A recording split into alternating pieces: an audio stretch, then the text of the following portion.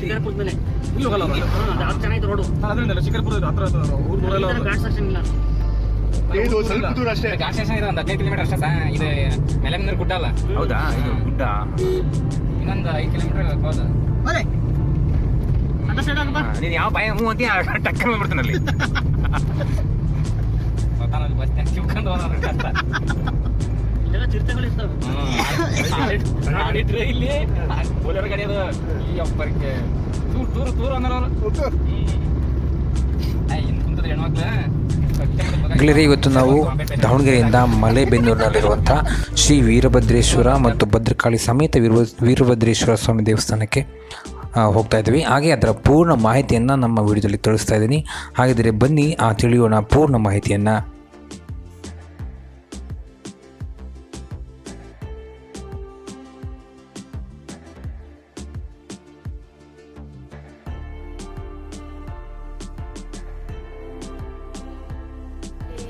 ಕ್ಷೇತ್ರನಾಥ ಭದ್ರಕಾಳಿ ಸಮೇತ ವೀರಭದ್ರೇಶ್ವರ ದಿವ್ಯ ದೇವಾಲಯದಲ್ಲಿ ಶ್ರೀ 2021 ಇಸ್ವಿಯಲ್ಲಿ ಏಪ್ರಿಲ್ 21ನೇ ತಾರೀಕಿಗೆ ದೇವಸ್ಥಾನ ಉದ್ಘಾಟನೆ ಬಂತು. ಶ್ರೀ ರಂಭಾಪುರಿ ಜಗದ್ಗುರು ಅಮೃತಹಸ್ತದಿಂದ ದೇವಾಲಯ ಉದ್ಘಾಟನೆ ಆಯಿತು. ಬೆನಕೊಂಡಿ ಮಲೆಬೆನ್ನೂರಿನ ಪಟ್ಟಣ ನಿವಾಸಿಯಾದಂಥ ಬೆನಕನಕೊಂಡಿ ವಂಶಸ್ಥರ ದೇವಸ್ಥಾನದ ಮೂಲ ಕಾರಣೀಕರ್ತರು ಡಾಕ್ಟರ್ ವೀರಣ್ಣನವರು ಅವ್ರ ಲಿಂಗಕ್ಕೆ ಅವರು ದೇವಸ್ಥಾನಕ್ಕೆ ಅಡಿಪಾಯ ಹಾಕಿದರು. ಅದಾದಮೇಲೆ ಅವರ ವಂಶಸ್ಥರು ಈ ದೇವಸ್ಥಾನವನ್ನು ಕಮಿಟಿಯನ್ನು ಚಾರಿಟಬಲ್ ಟ್ರಸ್ಟ್ ಮಾಡಿಕೊಂಡು ದೇವಸ್ಥಾನ ಮುಂದುವರ್ಸ್ಕೊಂಡು ಹೋಗ್ತಾ ಇದ್ದಾರೆ. ದೇವಸ್ಥಾನದಲ್ಲಿ ಪ್ರತಿನಿತ್ಯ ಪಂಚಾಮೃತ ಅಭಿಷೇಕ, ರುದ್ರಾಭಿಷೇಕ, ಬೆಳಗಿನ ಜಾವ ಪ್ರಾತಃ ಕಾಲದಲ್ಲಿ ಅಭಿಷೇಕಗಳು ಮತ್ತು ಅರ್ಚನೆ ಸೇವೆಗಳು, ಸಾಯಂಕಾಲ ಪಂಚಾಮೃತ ಅಭಿಷೇಕ, ಸಾಯಂಕಾಲ ಮತ್ತು ಪ್ರತಿ ಮಂಗಳವಾರಕ್ಕೊಮ್ಮೆ ಪಲ್ಲಕ್ಕಿ ಸೇವೆ, ಅಮಾವಾಸ್ಯೆ ಪಲ್ಲಕ್ಕಿ ಸೇವೆಗಳು ಇರ್ತವೆ. ಮತ್ತು ಪ್ರತಿನಿತ್ಯ ಬಂದಂಥ ಭಕ್ತಾದಿಗಳಿಗೆ ಪ್ರಸಾದ ವ್ಯವಸ್ಥೆ ಕೂಡ ಇರ್ತದೆ. ಯಾವಾಗ ಬಂದು ಕೂಡ ಪ್ರಸಾದ ವ್ಯವಸ್ಥೆ, ಹಲವಾರು ರೀತಿಯ ಒಂದು ಧಾರ್ಮಿಕ ಕಾರ್ಯಗಳು ಪ್ರತಿ ವರ್ಷದಂತೆ ನಡೀತವೆ. ಗುಗ್ಗಳ ಕಾರ್ಯಕ್ರಮ ಆಗಿರ್ಬೋದು, ಭಜನೆ ಕಾರ್ಯಕ್ರಮದ ಮತ್ತು ಇನ್ನಿತರ ಕಾರ್ಯಕ್ರಮಗಳು, ಧಾರ್ಮಿಕ ಕಾರ್ಯಕ್ರಮ ಪ್ರತಿ ವರ್ಷ ಯಥಾ ಪ್ರಕಾರ ನಡೀತಾ ಇರ್ತವೆ.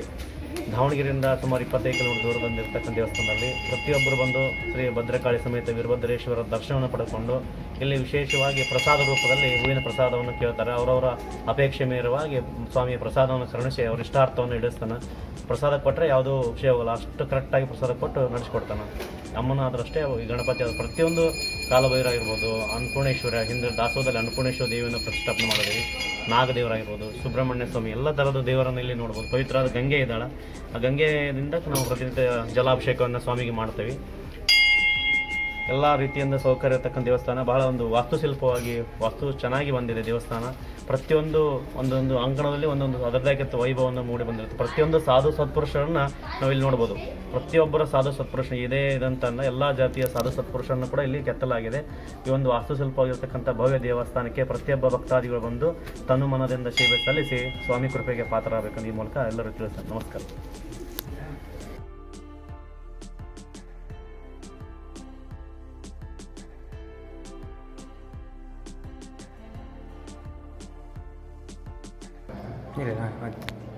ಅವ್ರ ಕೋರಿಕೆಗಳೇನಾದರೂ ಇದ್ದರೆ ಕೇಳ್ಕೊಬೋದು.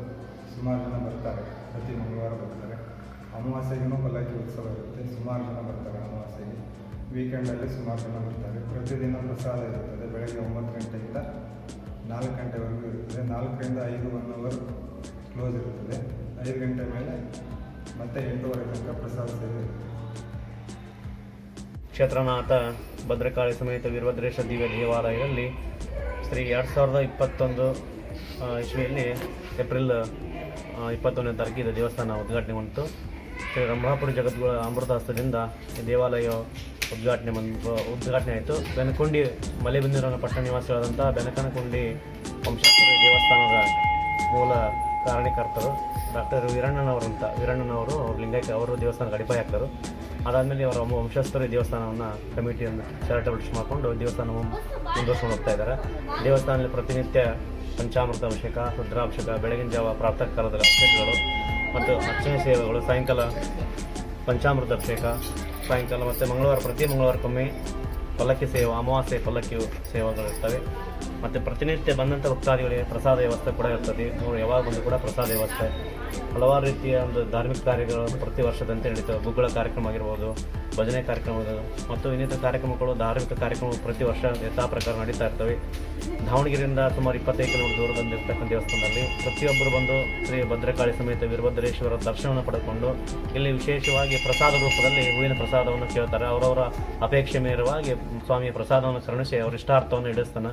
ಪ್ರಸಾದ ಕೊಟ್ಟರೆ ಯಾವುದೂ ವಿಷಯ ಹೋಗಲ್ಲ, ಅಷ್ಟು ಕರೆಕ್ಟಾಗಿ ಪ್ರಸಾದ ಕೊಟ್ಟು ನಡೆಸ್ಕೊಡ್ತಾನೆ.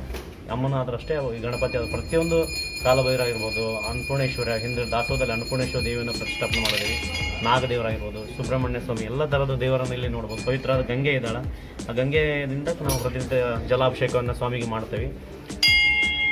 ಎಲ್ಲ ರೀತಿಯಿಂದ ಸೌಕರ್ಯ ಇರತಕ್ಕಂಥ ದೇವಸ್ಥಾನ, ಬಹಳ ಒಂದು ವಾಸ್ತುಶಿಲ್ಪವಾಗಿ ವಾಸ್ತು ಚೆನ್ನಾಗಿ ಬಂದಿದೆ ದೇವಸ್ಥಾನ. ಪ್ರತಿಯೊಂದು ಒಂದೊಂದು ಅಂಗಣದಲ್ಲಿ ಒಂದೊಂದು ಅದರದಾಗಿತ್ತು ವೈಭವವನ್ನು ಮೂಡಿ ಬಂದಿರುತ್ತೆ. ಪ್ರತಿಯೊಂದು ಸಾಧು ಸತ್ಪುರುಷರನ್ನು ನಾವಿಲ್ಲಿ ನೋಡ್ಬೋದು. ಪ್ರತಿಯೊಬ್ಬರ ಸಾಧು ಸತ್ಪುರುಷ ಇದೇ ಇದಂತಲ್ಲ, ಎಲ್ಲ ಜಾತಿಯ ಸಾಧು ಸತ್ಪುರುಷರನ್ನು ಕೂಡ ಇಲ್ಲಿ ಕೆತ್ತಲಾಗಿದೆ. ಈ ಒಂದು ವಾಸ್ತುಶಿಲ್ಪವಾಗಿರ್ತಕ್ಕಂಥ ಭವ್ಯ ದೇವಸ್ಥಾನಕ್ಕೆ ಪ್ರತಿಯೊಬ್ಬ ಭಕ್ತಾದಿಗಳು ಬಂದು ತನು ಮನದಿಂದ ಸೇವೆ ಸಲ್ಲಿಸಿ ಸ್ವಾಮಿ ಕೃಪೆಗೆ ಪಾತ್ರರಾಗಬೇಕಂತ ಈ ಮೂಲಕ ಎಲ್ಲರೂ ತಿಳಿಸ್ತಾರೆ. ನಮಸ್ಕಾರ. ನೀವು ಒಮ್ಮೆ ದೇವಸ್ಥಾನಕ್ಕೆ ಭೇಟಿ ಕೊಡಿ ಅಂತ ಹೇಳ್ತಾ, ನಿಮಗೆ ಈ ವಿಡಿಯೋ ಇಷ್ಟವಾಗಿದ್ದರೆ ಲೈಕ್ ಮಾಡಿ, ಶೇರ್ ಮಾಡಿ, ಕಮೆಂಟ್ ಮಾಡಿ ಅಂತ ಹೇಳ್ತಾ, ಹಾಗೆ ಎಲ್ಲರೂ ಕೂಡ ಕಮೆಂಟ್ ಬಾಕ್ಸಲ್ಲಿ ಓಂ ನಮಃ ಶಿವಾಯ ಅಂತ ಕಮೆಂಟ್ ಮಾಡಿ, ಯಾವುದೇ ಕಾರಣಕ್ಕೂ ಮರಿಬೇಡಿ. ಧನ್ಯವಾದ.